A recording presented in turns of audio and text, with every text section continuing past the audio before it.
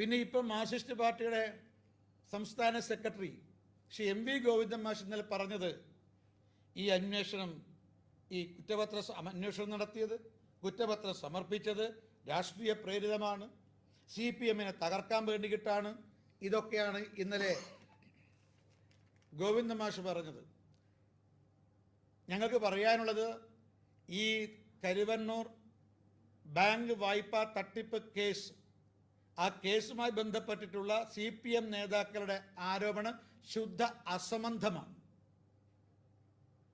കാരണം ഈ വായ്പാ തട്ടിപ്പ് ആദ്യം കണ്ടെത്തിയത് എൻഫോഴ്സ്മെന്റ് ഡയറക്ടറേറ്റ് അല്ല.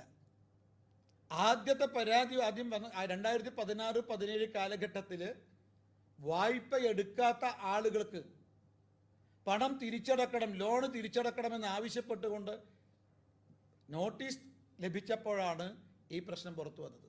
അപ്പോൾ ലോൺ എടുക്കാത്ത ആളുകൾക്ക് നോട്ടീസ് വന്നു, നിങ്ങൾ എടുത്ത വായ്പ തിരിച്ചു കൊടുക്കണം.